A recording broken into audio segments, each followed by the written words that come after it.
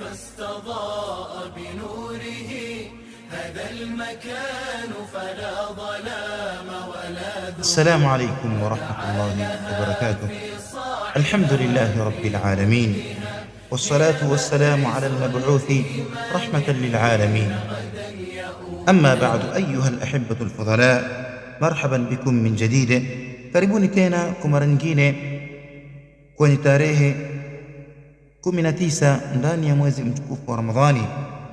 Namuomba Allah subhanahu wa ta'ala atutakabalie taa zetu na atupatie taufiki ya kuweza kuikamilisha Ramadhani kwa njia ambayo kwamba yenye kumridhisha yeye Allah subhanahu wa ta'ala, na atusamehe kasoro zetu, hakika yake ni mweza jalla jalalu. Msikilizaji mtukufu wa Kiislamu, ikiwa ni halaka yetu ya 19 kwenye kipindi chetu cha Fadhailu al-Madina, utukufu wa jiji la Madina na wakazi wa Madina. Mpendwa msikilizaji wa Kiislamu, karibuni tuishini na kikao hichi ambacho kwamba kilichokaliwa katika Daru an-Nadwa. Tulitangulia kusema kwamba Makuraish walipofahamu ya kuwa masahaba wamehamia Madina kwa Maaus na Makhazraj, wakaliogopea hilo, wakabidi wakutane kwenye kikao cha dharura ili waangalie njia ya kufanya. Lakini ni kitu gani ambacho kwamba walichokifanya? Walikutana katika Daru Nadwa katika asubuhi ya siku ya Alhamisi tarehe 26 ya Kiarabu mwezi wa Safar mwaka wa 14 tangu alipotumilizwa Mtume sallallahu wa nubuwa, ikiwa sawa na mwaka wa kizungu tarehe 12 mwezi wa 9 mwaka wa 622.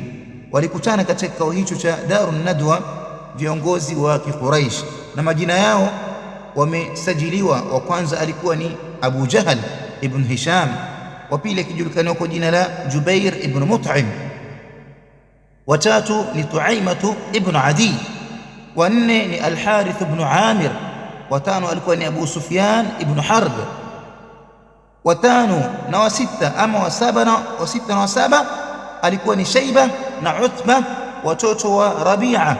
Mwingine alikuwa ni An-Nadhr ibn al-Harith, mwingine ni Abu al-Bakhtar ibn Hisham wa Hakim ibn Hizam na wengineo. Wakakutana vigogo vya Quraysh kwenye Daru an-Nadwa, wakiongozwa kwenye kikao hicho na Iblis la'natullahi alayhi. Iblis, utaamini kwa Iblis la'natullahi alayhi, kwa uzito wa jambo ambalo kwamba lililowafikia ikabidi kile kikao kihudhuriwa na Iblis.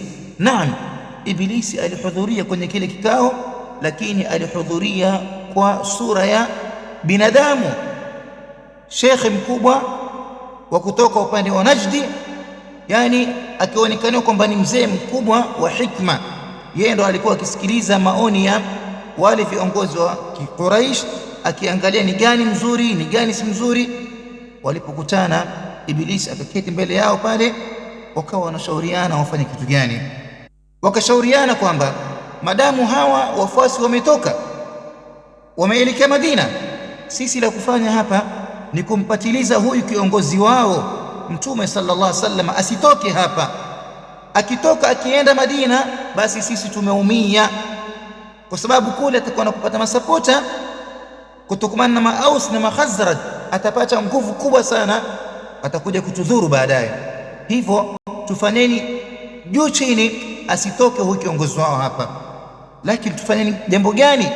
Tumfanyieni huyu kiongozi wao hapa. Zikatoka rai kadha wa kadha, ikawa Ibilisi anazituja zile rai, lakini ni rai gani ambazo kwamba zilizotolewa na viongozi hawa wa Quraysh? Endelea kuwa nasi. Wassalamu alaykum wa rahmatullahi wa barakatuh. عندها حرس فلا الدجال داخلها يصور.